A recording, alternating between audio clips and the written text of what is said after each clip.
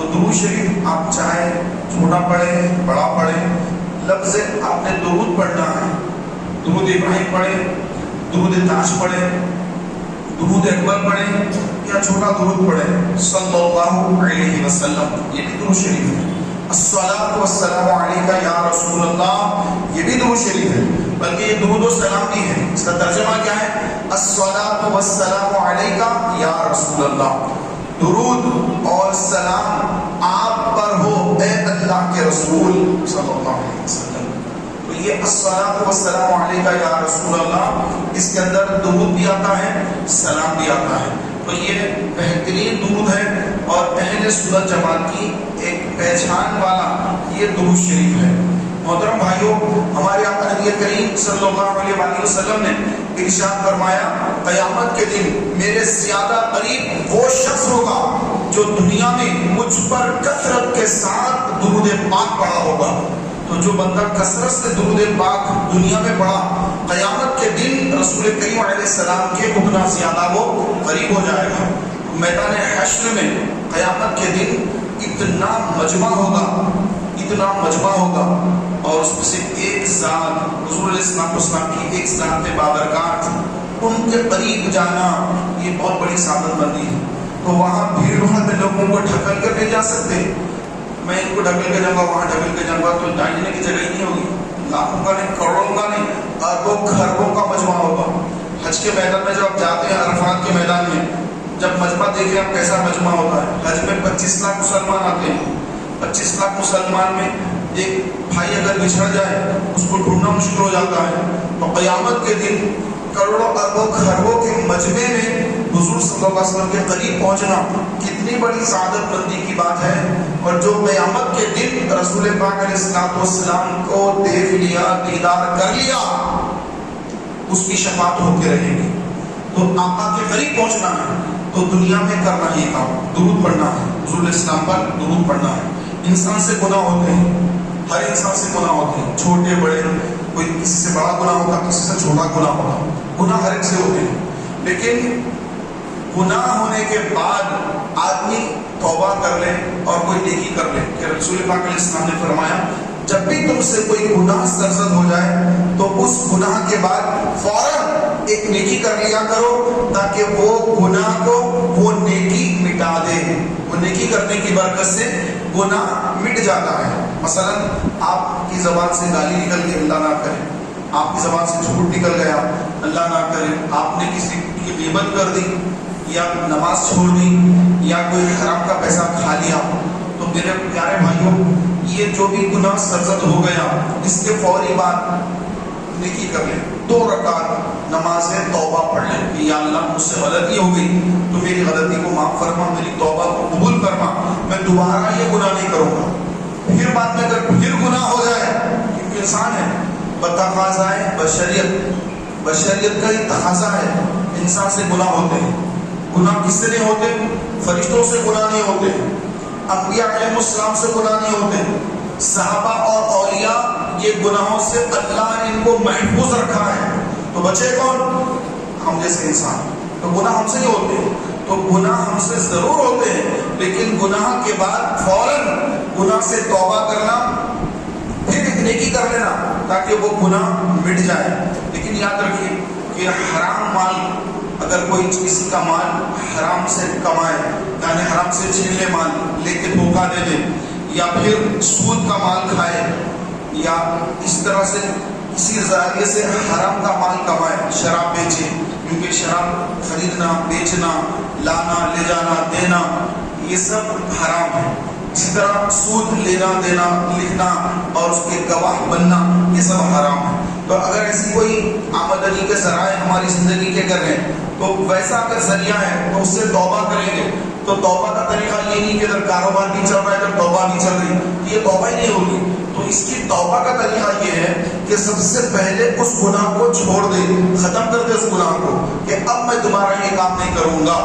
وہ کاروبار، وہ کام، وہ بزنس جو حرام کا ہے پہلے اس کو ختم کرنا ہوگا.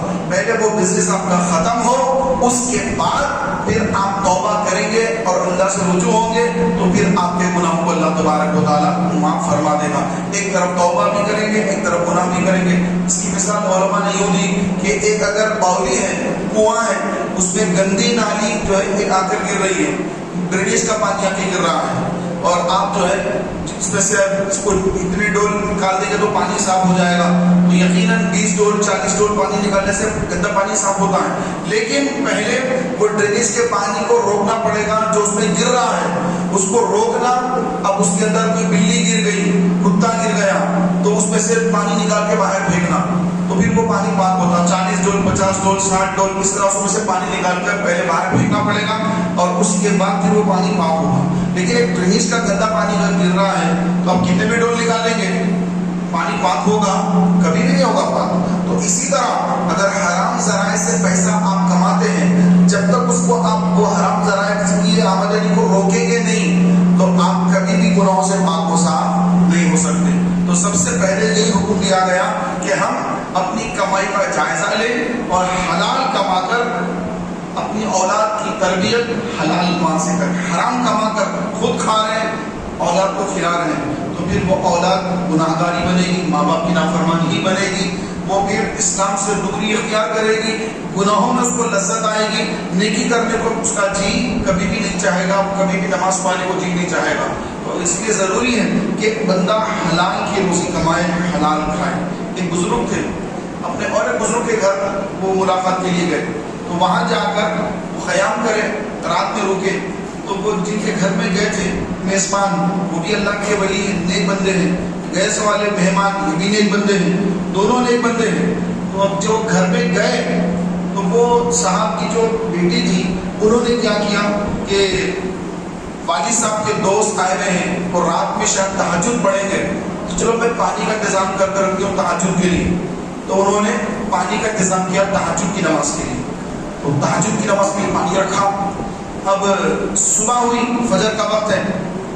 بیٹی نے دیکھا کہ ارے میرے والد صاحب کے دوست جو آئے تھے مہمان، کیا انہوں نے تہجد پڑھی؟ تہجد میں ان کو ضرورت پڑی یا نہیں پڑی پانی کی؟ تو جب دیکھا تو پانی جیسے کا ویسا رکھا ہوا ہے اور وہ نماز فجر پڑھ رہے ہیں. تو ان کی بیٹی کو بڑا افسوس ہوا کہ دیکھو میرے والد صاحب تو تہجد گزار رہے ہیں لیکن ان کے دوست کیسے ہیں؟ ان کے دوست یہ تہجد نہیں پڑھتے. وہ سیدھے اپنے والد صاحب کے پاس آئی. بیٹی آ کر اپنے والد صاحب سے کہنے لگی ابو جان، بابا جان، میں آپ کے دوست کے لیے رات میں تہجد کے لیے نماز کے لیے وضو کا پانی رکھی تھی لیکن آپ کے دوست ہیں کہ تہجد نہیں پڑھے اور فجر کی نماز پڑھ رہے ہیں. آپ کے دوست تہجد نہیں پڑھتے کیا؟ آپ تو تہجد گزار ہیں. تو والد صاحب نے کہا اچھا ٹھیک ہے میں معلوم کرتا ہوں.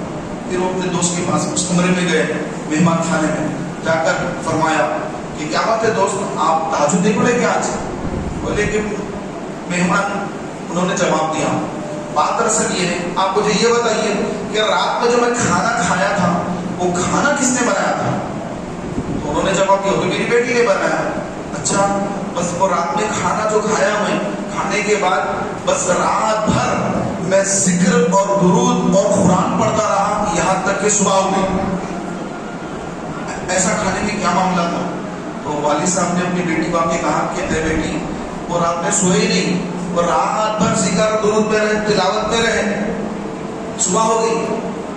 تو وہ پوچھ رہے کہ کھانا کون بنایا؟ تو میں تمہارا نام لیا، تو تم نے کھانا کیسے بنایا؟ تو بیٹی نے جواب دیا کہ جب میں رات میں کھانا بنا رہی تھی مہمان کے لیے تو کھانا بناتے وقت میں درود پاک پڑھ رہی تھی. درود پاک پڑھتے پڑھتے میں نے کھانا بنایا.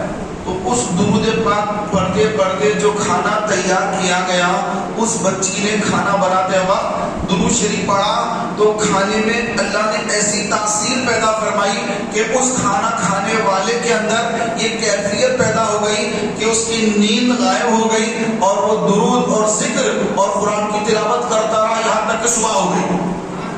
اور ہم جا کر جو کھانے کھاتے ہیں ہوٹلوں کے اندر مجبوری میں کھاتے ہیں، بس چوکھتا نہیں کھاتے ہیں. الگ الگ گھر کی کیفیت ہوتی ہے.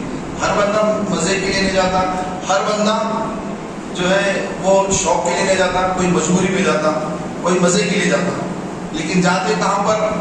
غیر مسلموں کے پاس، جو پیشاب کر کے جن کو طہارت بھی نہیں معلوم، ان پہ طہارت لاگو بھی نہیں ہوتی ہے، طہارت کے ان کو مسائل سیکھنے کی ضرورت نہیں ہوتی ہے، جب وہ اسلام سے دور ہیں بیچارے تو پھر ان کو نہ طہارت معلوم نہ کچھ معلوم، وہ جاتے ہیں پیشاب کرتے آتے ہیں، پھر انہی ہاتھوں سے وہ کھانا بناتے ہیں، اور لا کے کھانا جو ہے گرم گرم ہمارے سامنے رکھ دیا جاتا ہے، بنانے والا گانے گاتے بنا رہا ہے ناپاک حالت میں، اس پہ غسل فرض ہے، گندی حالت میں ناپاک حالت میں وہ اس ویسی حالت میں کھانا بنا رہا ہے، وہ کھانے ہم کھائیں گے تو نماز میں کہاں جی لگے گا؟ مسجد کو آنا کہاں دل بولے گا کہ مسجد کو جاؤں نماز پڑھوں، پہلی صف میں آ کے بیٹھوں، اول وقت میں آؤں، اذان کے ساتھ ہی مسجد میں آ جاؤں، فجر میں اٹھ جاؤں، کہاں سے جی چاہے گا؟ کیونکہ ہم جو کھانا کھا رہے ہیں یہ کھانے کے اندر کوئی روحانیت نہیں ہے۔ تو میرے پیارے بھائیوں، گھروں کے اندر اگر ہماری مائیں، ہماری بہنیں، ہماری بیٹیاں، ہمارے گھر والے اگر ان کا یہ ذہن بن جاتا ہے کہ نہیں ہم بھی کھانا بناتے وقت بلکہ ہمیشہ اپنی زبان پر ذکر اور درود رکھیں گے، قرآن پاک کی تلاوت کرتے رہیں گے، قرآن پڑھتے پڑھتے کھانا بنائیں گے، اللہ کا ذکر کرتے کرتے کھانا بنائیں گے، حضور اسلام والسلام کی ذات پر درود و سلام پڑھتے پڑھتے کھانا بنائیں گے، تو سبحان اللہ ہمارے اندر بھی وہ کیفیت پیدا ہو جائے گی، ہمارے بچوں کے اندر وہ کیفیت پیدا ہوگی، قرآن پڑھنے کو جی چاہے گا کہ اللہ کا کلام پڑھوں گا، اللہ سے کلام کروں گا، قرآن پڑھوں گا، قرآن میں اللہ کیا فرما رہا ہے، بندہ قرآن پڑھے گا، ترجمہ پڑھے گا، کیوں؟ کیونکہ کھانا جب بن رہا تھا تو وہ بچی کھانا بناتے اور قرآن پڑھ رہی تھی۔ ہمارے گھروں میں کیا ہو رہا ہے؟ موبائل چل رہا ہے، موبائل پہ گانے بج رہے ہیں، گانے بج رہے ہیں، ناچ ہو رہا ہے، ڈانس ہو رہا ہے، ہمارے گھر والے کھانے بنا رہے ہیں۔ ہمارے گھروں میں یہ حال ہوگا مسلمانوں کے پاس آج کہ نعوذ باللہ گھر میں ریکارڈنگ چل رہی ہے، گانے چل رہے ہیں، اور ہمارے گھر والے جو گانے سنتے سنتے کھانا بنا رہے ہیں۔ تو بندہ وہ کے ساتھ کھانا کھانے کے بعد کیا قرآن پڑھے گا؟ وہ بھی گانا گانا شروع کر دے گا۔ تو میرے پیارے محترم بھائیوں، اللہ کا جو ذکر ہے اس کے بارے میں آپ علیہ السلام نے فرمایا کہ جب بندہ اللہ کا ذکر کرتا رہتا ہے تو شیطان دور ہٹ جاتا ہے، جیسا ذکر ختم کرتا ہے پھر شیطان اس کے دل سے آگے چمٹ جاتا ہے، پھر شیطان قریب آ جاتا ہے۔ تو جب بندہ ذکر میں ہو تو شیطان اس سے دور ہے۔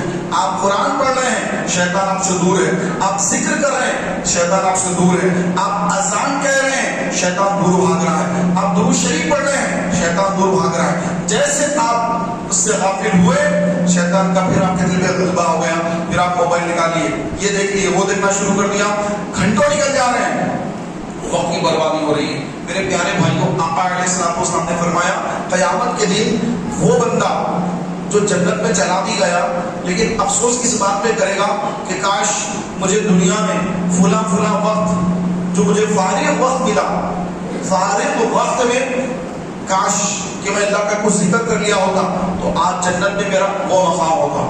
تو میرے پیارے بھائیوں، یہ زندگی بہت اہم ترین ہے اور بہت قیمتی ہے، اس کا صحیح فائدہ جو اٹھائیں ہمارے اولیاء کرام، ہمارے بزرگان دین، ہمارے اسلاف، انہوں نے زندگی کو سمجھا کہ ایک بار ہی دنیا میں آنا ہے، 50 60 70 80 سال کے بعد ہمیشہ وہاں رہنا ہے، اور جنت میں جب داخل ہو جائیں گے تو وہ کون سی نعمت ہے جو جنت میں نہ ہو، تو یہاں تھوڑی سی تکلیف برداشت کر لے کر تو پھر ہمیشہ کا آرام وہاں ملے گا، جہنم سے نجات ملے گی، قبر کے عذاب سے نجات ملے گی۔ بس تھوڑی سی اب اپنے آپ کو کنٹرولنگ کرنا ہے، اپنے آپ کو کنٹرول کرنا ہے، اپنی آنکھوں کو کنٹرول کرنا ہے، اپنی زبان کو کنٹرول کرنا ہے، اپنی زبان کو، اپنے معدے کو کنٹرول کرنا ہے کہ میں یہ حرام چیزیں میں نہیں کھاؤں گا، یہ شراب اس کی طرف میں دیکھوں گا بھی نہیں، یہ زنا کی طرف نہ میری آنکھ اٹھے گی، نہ میں کوئی ایسا غلط پکچر دیکھوں گا، نہ کوئی ایسا کوئی غلط جو ہے تصویر دیکھوں گا، بلکہ اپنی آنکھوں کی میں نے حفاظت کرنی ہے۔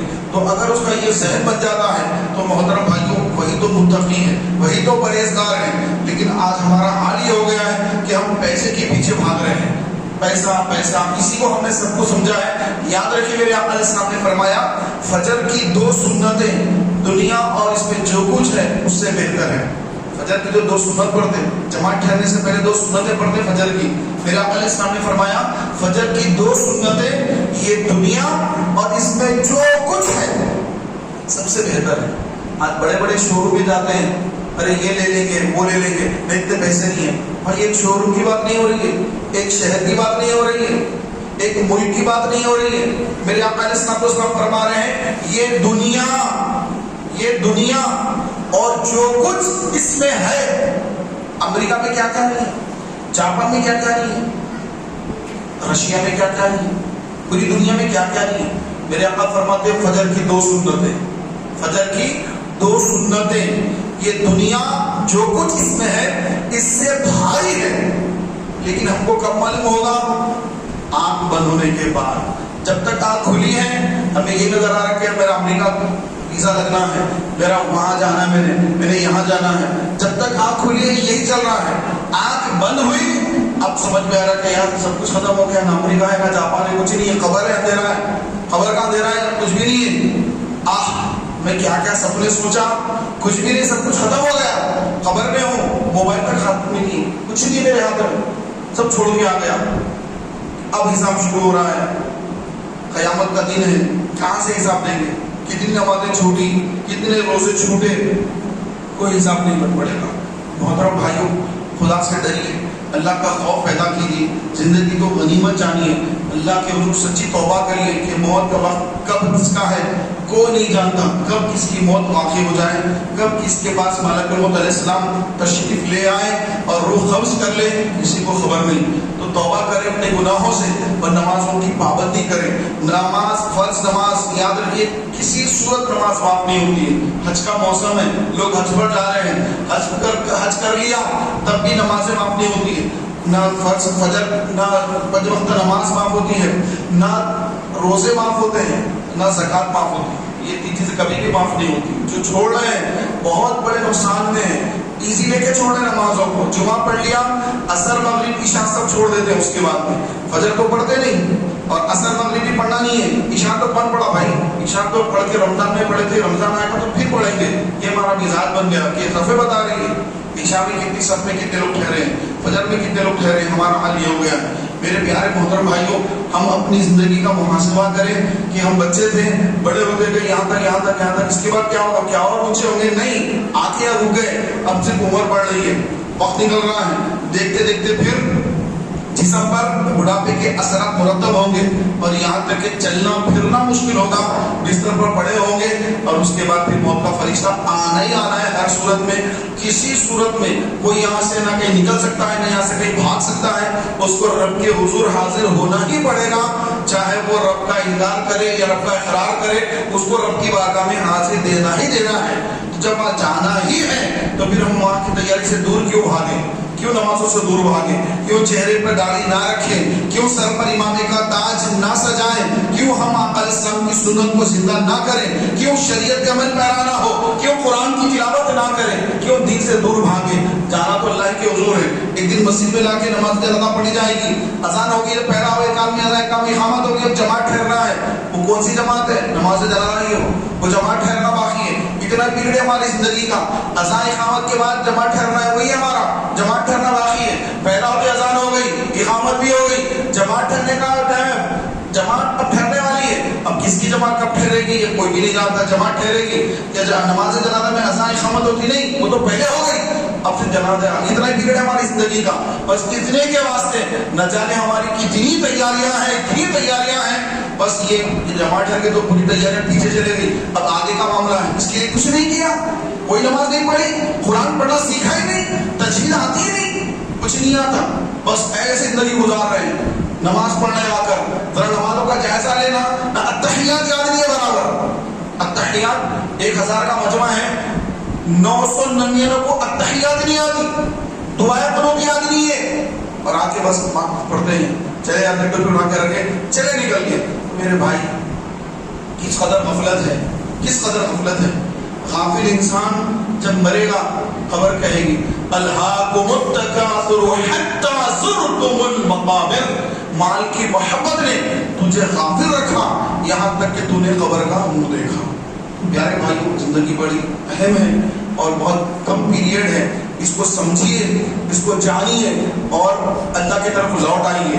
حالات کیسے ہو رہے ہیں، ابھی بھی اگر ہم اللہ کی طرف نہیں بیٹھیں گے، قرآن کی طرف نہیں بیٹھیں گے، ابھی مسجدوں کو نہیں آئیں گے تو پھر اب کون سا وقت ہے کہ مسجد میں آئیں گے؟ لے جا کر کے ڈال دیا جائے، نکال دیا جائے، ایسا وقت آنے تک انتظار کریں گے؟ نہیں بھائی، مسجدوں کو بھرنے کا ذہن بنائیے. جیسے عید میں نماز ہوتی مسجدوں کے اندر، عید گاہ بھرنے کے بعد بھی مسجدیں بھر کے نکل جاتی ہیں، فجر میں کوئی نہیں رہتا، پورے بستر میں سو رہے ہیں. تو میرے پیارے بھائی کو آپ سے گزارش ہے کہ آپ فجر کی نماز، ظہر کی نماز، عصر، مغرب، عشاء ہر نماز باجماعت پڑھنے کا ذہن بنائیے، پہلے صف میں آنے کا ذہن بنائیے. انشاءاللہ تبارک و تعالیٰ نیت کیجئے کہ انشاءاللہ ہم ہر نماز انشاءاللہ الرحمن پہلی صف میں ادا کرنے کی کوشش کریں گے انشاءاللہ. اللہ تعالیٰ سے دعا ہے مولا تعالیٰ مجھے آپ کو ہم سب کو نیک عمل کرنے کی توفیق عطا فرمائے. آمین بجاہ النبی صلی اللہ علیہ وسلم.